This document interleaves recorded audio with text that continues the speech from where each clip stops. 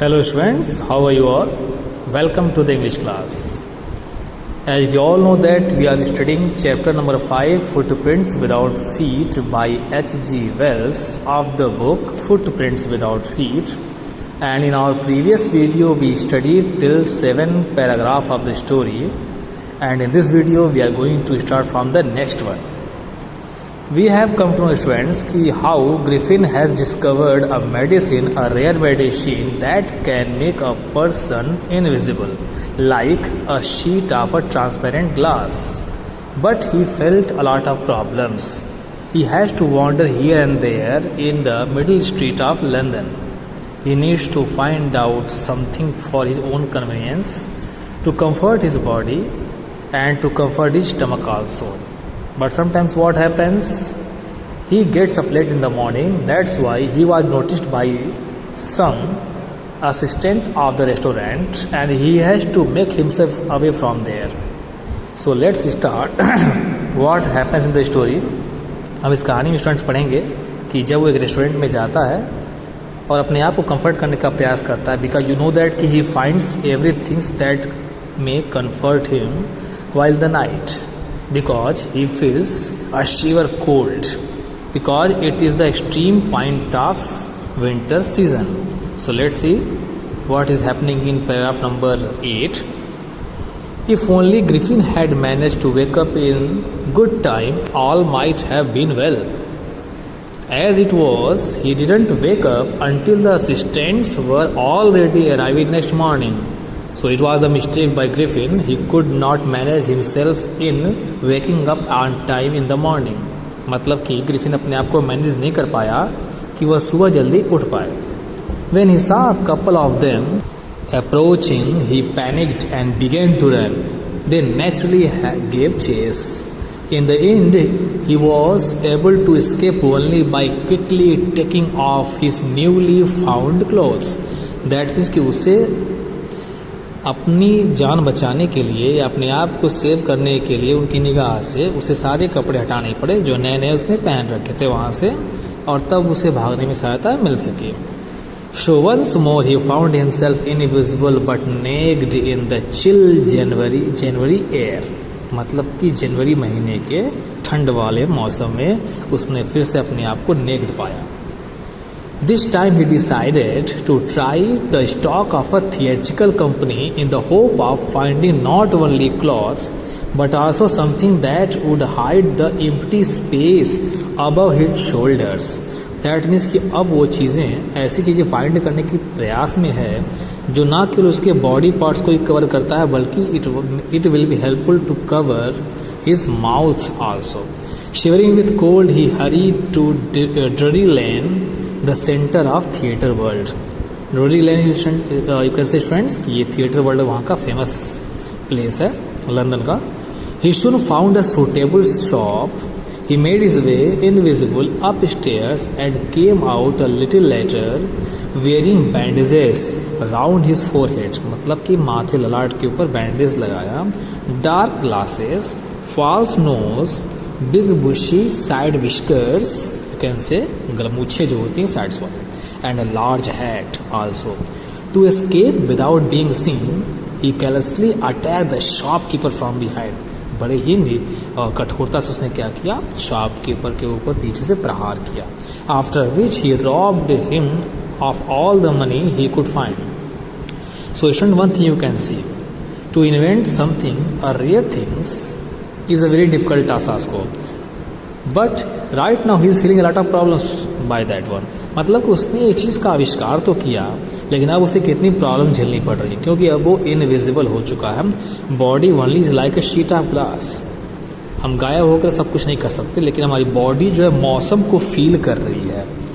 Not you can say shallow, body खोखली नहीं है. अब now is a feeling problems. Let's again what is happening in the story. See here.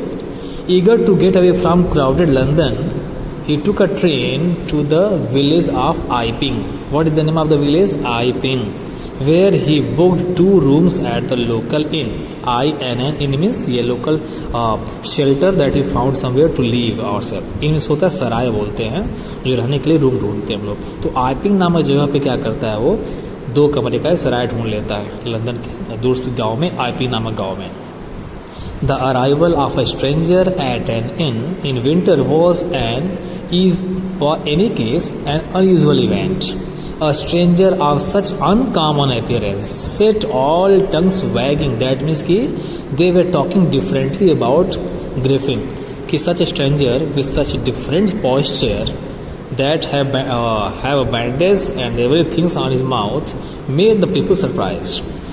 Mrs. Hall, the landlord's wife, made every effort to be friendly. मतलब कि friendship करने का प्रयास किया. But Griffin had no desire to talk and told her, "My reason for coming to Iping is a desire for solitude. That means I want to live alone in solitary condition. I do not wish to be distributed in my work. Besides, an accident has affected my face." That means he has to make a false, you can say avoidance over here, a pretense you can say, झूठा बहाना उसे बनाना पड़ा अपने आप को save करने के लिए. Satisfied that her guest was an eccentric scientist, and in a view of the fact that he had paid her in advance, Mrs. Hall was prepared to excuse his strange habits and irritable temper. That means क्या हुआ कि उसके जो उटांग पटांग nature थे Griffin के, उसको avoid करने का प्रयास करते रहे. ये पता चल गया कि the scientist was like a quick tempered person. Quick tempered means सनकी मिजाज का, eccentric person. But the stolen money did not last long. जो पैसे चुराए हुए थे वे लंबे समय तक टिक नहीं पाए. And presently Griffin had to admit that he had no more ready cash. He pretended however that he was expecting a cheque to arrive at any moment. वो क्या बहाना बनाते रहा. कंडीशन क्या था कि अब उसके पैसे जो उसने चुराए थे वहाँ शॉपकीपर से वो ख़त्म होने लगे. तो उसने एक स्वीकार करना शुरू किया कि अब उसके पास पैसे नहीं है. But very soon he is going to get a cheque very soon. Shortly afterwards, a curious episode occurred. Now, students, it is a turning point in the village of Iping in that inn. मतलब कि ये उस सराय में IP नामक गाँव में एक turning point कहानी की बनती है जो अब कुछ और नया मोड़ लेने वाली है.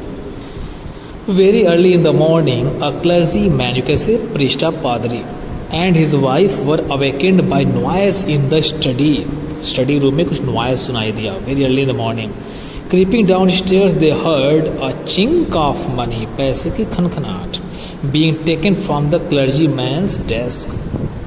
Without making any noise and with a poker grasped firmly in his hand, the clergyman flung open the door. एक बड़ा सा डंडा लिए हुए और बड़ी तेजी से दरवाज़ा खोला और वो एक उत्तेजक मूड में, सरेंडर, अपने आप को सरेंडर कर लो. He told it like this.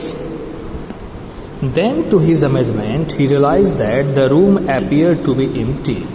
He and his wife looked under the desk and behind the curtains and even up the chimney. There wasn't a sign of anybody, because you know that he was already an invisible person. Even though any person is trying to steal some money from that desk also, but if it is like a sheet of transparent glass, so how can you see them?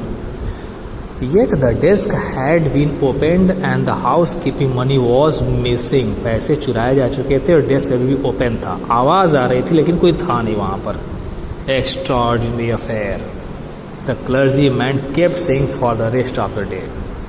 Clergyman क्या कहता रहा, वाकई में काफ़ी ये एक अनसुलझा असाधारण मामला है. But it was not as extraordinary as the behavior of Mrs. Hall's furniture a little later that morning. इस घटना के तुरंत बाद उसी सुबह एक घटना और होती है जो कि मिसेज हॉल के फर्नीचर के साथ.